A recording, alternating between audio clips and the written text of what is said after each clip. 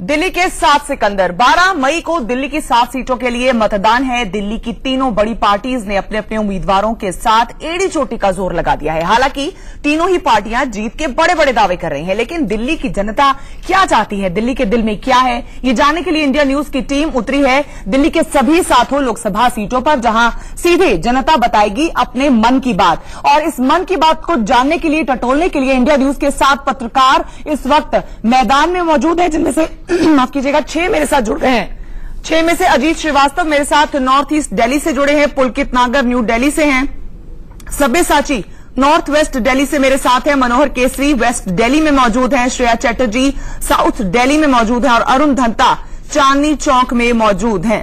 सबसे पहले रुख करेंगे अजीत श्रीवास्तव का।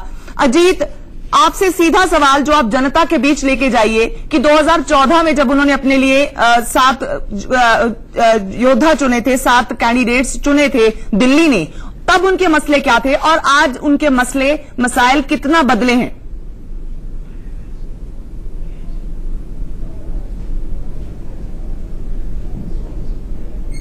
जिन वोटर हैं और जो नॉर्थ ईस्ट में वोट लगातार करते आए हैं, पहले इनसे ही समझ लेते हैं कि 2014 के बाद से 2019 में क्या कुछ मुद्दे हैं, इस बार किन मुद्दों पे आप चुनाव देंगे। 2014 में तो आपने कुछ सोचा होगा, लेकिन 2019 में क्या सोचा है आपने, किन मुद्दों को लेकर आगे आप वोटिंग करेंगे, क्योंकि महज अब कुछ ही दिन बचे हुए हैं। देखो अरुण, ये तिवारी आया जब से काम नहीं हुआ, ये फिर भर दिया टिकट, इसको तो हम वोट देंगे। चलिए, आप नाराज लग रहा है, आप बताइए क्या लग रहा है, मोदी फिर से या फिर 2014 में जो मुद्दे थे वो मुद्दे फिर से रिपीट होंगे, या क्या नया कुछ, या नहीं कोई और? मोदी जी मुद्दों से तो एकदम दूर हैं। जो मोदी जी ने जैसे नोटबंदी किया है, नोटबंदी में अब क्यों नहीं जो है वो लोगों से वोट मांग रहे, नोटबंदी के ऊपर मांगे वोट, तो पता चलेगा कि क्या हुआ। चलिए, आप बताइए, आप क्या मुद्दे रहेंगे इस बार या कुछ चेंज होगा? मोदी जी तो बहुत बड़ा फेंक हुआ है और जो बात करता है झूठा, आप तो झूठा आशा देके आ रहा है, देश की विकास के नाम पर देश को गुमराह कर रहा है। चलिए, देश के नाम पे गुमराह, क्या लग रहा है आपको सर? हमको तो मोदी जी को जीत जिताना है। मोदी जी अच्छे हैं, देश की रक्षा करेंगे और करते रहेंगे। मोदी रक्षा करेंगे, क्या लग रहा है आपको? मोदी जी ने ये कहा था कि जनता को 15 लाख रुपए दूंगा, कुछ भी नहीं, उन्होंने बेवकूफ बनाया है। चलिए बेवकूफ, यहाँ तो आप कह रहे हैं, आपसे बड़े भाई अगर हम बात करें, हम मुद्दे क्या इस बार के रहेंगे 2019? पीएम मोदी जी होने चाहिए, बाकी चाहे जो हो दिल्ली किसी के हाथ में जाए, लेकिन पीएम जो मोदी जी होने चाहिए। चलिए, लोकसभा में पीएम मोदी होने चाहिए। आपसे यूथ भी आप हैं, क्या लग रहा है सर आपको? मोदी जी ने जो काम बोले थे वैसा हुआ तो कुछ है नहीं, लेकिन मोदी जी पीएम ठीक हैं, लेकिन यहाँ की जो सरकार है उस लोकसभा की बात कर रहे हैं हम, विधानसभा नहीं, लोकसभा में क्या मजबूती होनी चाहिए, जो मजबूती दिखी आपको या नहीं दिखी? नहीं, मजबूती दिखी तो है, लेकिन कोई खास नहीं दिखी है सर। अच्छा, चलिए, आप यूथ हैं, आप स्टूडेंट हैं, पढ़ते भी होंगे, काम भी करते होंगे, क्या लग रहा है, जज्बा दिखा, जोश दिखा या नहीं, या फिर परिवर्तन? इस बार जो चुनाव में होना चाहिए, सबसे ज्यादा जो मुद्दा बेसिकली होना चाहिए मेरे अकॉर्डिंग, सबसे ज्यादा कॉलेज और स्कूल को लेके होना चाहिए, क्योंकि जब तक एजुकेशन रहेगी तो आगे की जो जनरेशन है वो अच्छी बनेगी। चलिए, आगे जनरेशन क्या लगता है, जल्दी से आपको जल्दी बताइए। मोदी जी ने करा तो कुछ है नहीं, अभी तक करना था जो जॉब के लिए वो नहीं मिली। उन्होंने कहा कि वो केजरीवाल ने पानी भी फ्री दिया, बिजली भी फ्री कर रखी है। देखिए, हम लोकसभा की बात कर रहे हैं, लोकसभा में मुद्दे जो होते हैं देश से जुड़े मुद्दे होते हैं, उसने कुछ नहीं किया। चलिए, एक आखिरी कमेंट आपसे, क्या लगता है लोकसभा में बदलाव या फिर से मोदी की लहर? देखिए, देश का प्रधानमंत्री कोई भी हो, सबसे पहले जहां हम रहते हैं, दिल्ली देश की राजधानी है। दिल्ली में विकास के जो काम होने चाहिए थे केंद्र सरकार के माध्यम से, वो नहीं हुए हैं। खासकर अगर उत्तर पूर्वी दिल्ली की बात करूं तो उत्तर पूर्वी दिल्ली में सांसद जी ने अभी तक कोई ऐसे विकास के काम नहीं कराए पूरे 5 साल में। विकास तो दूर की बात है, उनका चेहरा भी लोगों को नहीं मालूम। अगर वो मनोज तिवारी ना होते, एक अच्छे कलाकार ना होते, तो शायद उनको लोग पहचान भी नहीं पाते। चलिए, कलाकार यहाँ पे बात हो, मनोहर, तो कहीं ना कहीं मिली जुली सी प्रतिक्रिया लोगों से समझ में आ रही है। कुछ को लोकल मुद्दे कईयों के लिए बहुत मैटर करते हैं, कई बहुत खुश हैं जो फिलहाल सिचुएशन है। आपसे ये बात समझना चाहूंगी कि आप भी फील्ड में हैं, लोगों से बात कर रहे हैं, इनके मसाइल क्या बदले हैं? पहले 2014 में इनके मसले जो थे, क्या वो इनको हल नजर आ रहे हैं 2019 में, या ज्यों के त्यों कैरिड फॉरवर्ड नजर आ रहे हैं लोगों को? बिल्कुल निशा, मैं मौजूद हूं द्वारका सेक्टर 4 का ये मार्केट है और यहाँ जो लोग हैं, दुकानदार भी हैं और यहाँ पर जो आने वाले लोग हैं, जो सोसाइटी में रहते हैं, उन सब, क्योंकि कहा जाता है कि द्वारका के लोग वोटिंग कम करते हैं लेकिन इश्यूज उनके बहुत ज्यादा होते हैं, वो पब्लिक प्लेटफॉर्म पे, सोशल मीडिया पे बहुत ज्यादा बहस करते हैं, लेकिन हकीकत में क्या है, ये तमाम लोगों से हम बात करते हैं। आप बताएंगे, आप द्वारका के रहने वाले हैं, यहाँ के मुद्दे क्या हैं? यहाँ का मुद्दा ऐसा है जी, यहाँ कानून व्यवस्था नाम की कोई चीज नहीं है। जब से बीजेपी सरकार सत्ता में आई है तब से यहाँ चौक चौराहा से दिल्ली पुलिस के जवान नदारद हो गए हैं, लाल बत्ती सिस्टम खत्म हो गया है, बिल्कुल कानून व्यवस्था चौपट हो गया। अच्छा, 2014 और अब के दोनों में मुद्दों में कोई अंतर आया है या नहीं आया है? नहीं, बहुत अच्छा अंतर आया हुआ है, और इस अंतर को देखते हुए जो है हमारे यहाँ पे द्वारका के जितने भी लोग हैं वो ये चाहते हैं कि इस बार कांग्रेस की ही पार्टी को वोट दिया जाए, जिससे कि भाई ये परिवर्तन आए और ये जो बेरोजगारी दिन ब दिन जो बढ़ती जा रही है इसको खत्म करेगी तो वो कांग्रेस पार्टी ही कर पाएगी, क्योंकि युवा जो है इतना परेशान हो गया है और यहाँ पे लोग जो है लेडीज की जो चैन को छीने चपटी करते हैं वो इसी कारण से करते हैं। बिल्कुल, महिला असुरक्षा। हमारे साथ दो महिलाएं और फर्स्ट वोटर है निशा, पहली बार वोट करने जा रहे हैं, कितनी जोश, कहते हैं हाउ इज जोश, तो आपका जोश कितना है? मैं बहुत उत्साहित हूँ क्योंकि मेरे को वो पहली बार वोट देने जा रही हूँ और कांग्रेस जी, मतलब इन्होंने महावल जी ने पहली बार बोला है कि इधर वेस्ट कैंपस बनेगा, इसलिए मैं पहली बार इन्हें वोट दूंगी। मैं ये नहीं पूछूंगा आप किसे वोट करेंगे, लेकिन मुद्दे क्या है महिलाओं के? बेरोजगारी खत्म होगी और रोजगार मिलेगा सबको। आप 12 मई को वोट डालने के लिए जाएंगे? क्योंकि हर बार ये कहा के बारे में एक बार मैं फिर से आपके पास फर्स्ट टाइम वोटर जो लेडीज हैं उनसे अगर दोबारा ये पूछ सके कि क्या वो सुरक्षित महसूस करती हैं दिल्ली में, क्या वो सुरक्षा के प्रति उनको they feel comfortable in the city? बिल्कुल निशा, मैं बात करता हूं इनसे। आप बताएंगी कि जिस प्रकार से अभी अगले भाई साहब ने बताया है कि महिला असुरक्षित है, चेन स्नैचिंग द्वारका में ज्यादा होना, आप लोग सुरक्षित महसूस कर रही हैं? नहीं, बिल्कुल नहीं। इस एरिया में कानून नाम की कोई चीज ही नहीं है और इधर एवरी टाइम रात को महिला कहीं भी नहीं जाती। ठीक है मनोहर, मैं पुलकित का रुख कर लेती हूँ। पुलकित, आपसे भी और आपके साथ जो लोग मौजूद हैं उनसे भी सवाल यही कि क्या मुद्दे वही हैं जो 2014 में जिनको मद्देनजर रख के इन्होंने चुनाव किया था यहाँ की जनता ने, क्या इस बार भी वही मुद्दे हैं? क्योंकि ये अपने आप में बहुत भयावह सवाल है कि अगर मुद्दे 2014 वाले ही 2019 में भी हैं तो फिर सरकार का चयन इनको दोबारा सोचना पड़ेगा कि कैसे चुनना है, क्योंकि अभी तक जो निकल के आ रहा है वही है कि एजुकेशन, अनएम्प्लॉयमेंट, वुमेन सेफ्टी, यही सब इश्यूज पहले थे और यही आज भी बरकरार हैं। जी, जान लेते हैं दिल्ली के लोग हैं और ये लोधी रोड है जहां पर डोसे वाला आपको दिख रहा होगा, ये बहुत मशहूर यहाँ का डोसे वाला है और बहुत सारे लोग यहाँ पर खाने के लिए आते हैं। आप युवा भी हैं, मुद्दे क्या होंगे? क्या 2014 में जो सोच के आपने सांसद यहाँ से चुना वही होंगे या फिर मुद्दे बदल गए इस बार?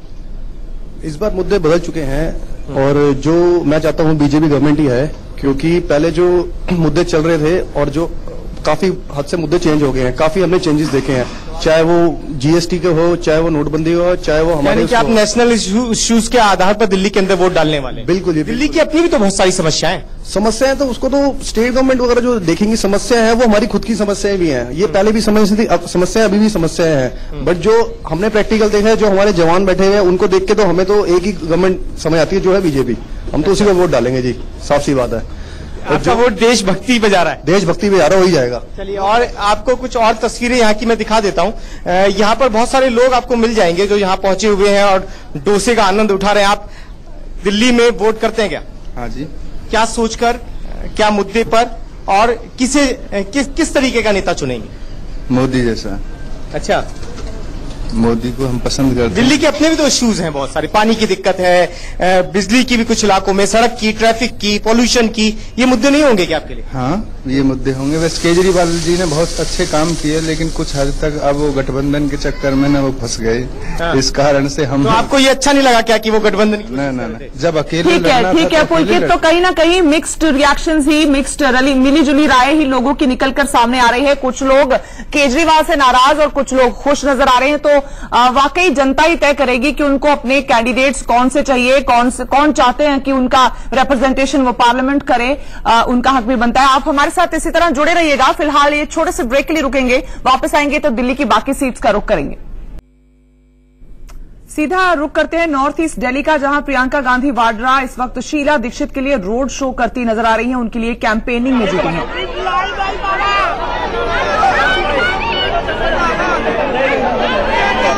लड़की नहीं मानेगी। तो नॉर्थ ईस्ट दिल्ली से इस बार शीला दीक्षित को कांग्रेस ने मैदान में उतारा है और इसीलिए कैंपेनिंग करने के लिए खुद प्रियंका गांधी वाड्रा मैदान में उतरी हैं और कैंपेनिंग में जुट गई हैं। आपको बता दें कि 1998 से 2013 तक लगातार 15 साल दिल्ली की सीएम रही हैं शीला दीक्षित।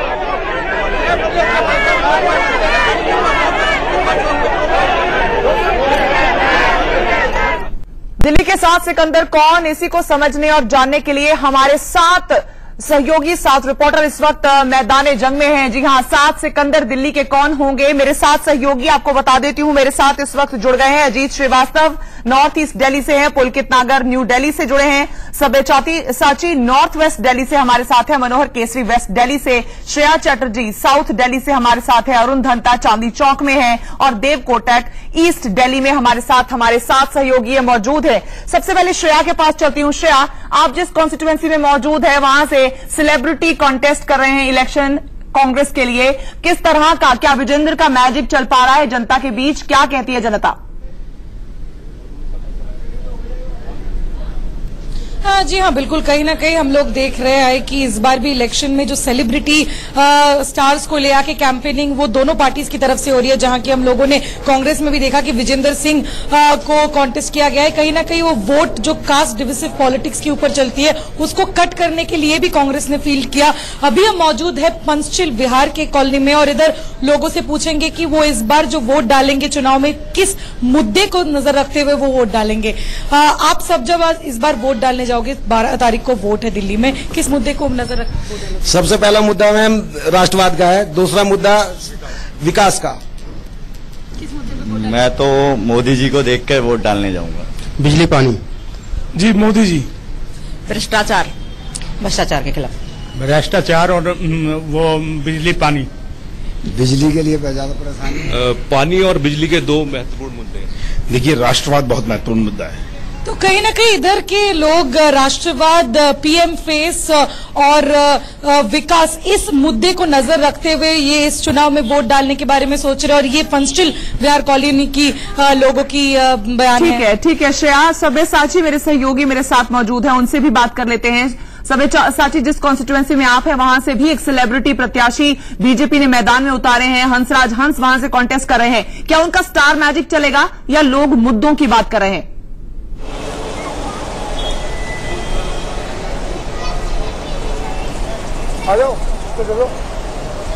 बिल्कुल, अभी जो बता रहे, जो हम लोगों से बात कर चुके हैं वो वही बोल रहे हैं कि उनको एक टफ फाइट मिलेगा, क्योंकि दोनों ही कैंडिडेट सीजन्ड पॉलिटिशियंस हैं। आए लोगों से पूछते हैं उनके हंसराज हंस के बारे में उनका क्या कहना है। तो हंसराज हंस कंटेस्ट करने वाले हैं, उनके बारे में क्या बोले भैया आप? यहाँ पे तो उनका कोई दबदबा है नहीं, ना यहाँ कोई प्रचार है। ठीक है, अभी देखो बीजेपी पार्टी ने भी कोई भी काम निगम पार्षद, बीजेपी पार्टी के 2-3 निगम पार्षद कोई भी काम अभी तक बढ़िया नहीं किया। बीजेपी पार्टी इस टाइम दबदबे में हमने आगे चल रही है मगर काम कुछ भी नहीं है। इस टाइम हम चाहेंगे कांग्रेस को दोबारा वापसी, क्योंकि घर दोबारा वापसी लाना चाहिए प्रधानमंत्री के रूप में, और हमारे राहुल गांधी जी को हम चाहते हैं कि कांग्रेस ने 15 साल राज किया। ठीक है सब्यसाची, तो यहाँ पर अभी हंसराज हंस को नहीं जानते हैं लोग, कुछ लोग जो हमने सुना उनका ये कहना है। अरुण का रुख कर लेते हैं। अरुण चांदनी चौक में इस वक्त मौजूद है। अरुण, यहाँ की जनता के मुद्दे क्या है? क्या वो मुद्दों पर अपने लोकल मुद्दों पर चुनाव इस बार वोट करेंगे या फिर उनके लिए नेशनल इश्यूज ज्यादा इंपॉर्टेंट है? क्या कहती है जनता? अरुण, मैं आपसे ये सवाल कर रही हूं कि आपके साथ जो लोग मौजूद हैं उनके लिए लोकल इश्यूज प्रायोरिटी हैं या नेशनल इश्यूज ज्यादा इंपॉर्टेंस रखते हैं? बिल्कुल,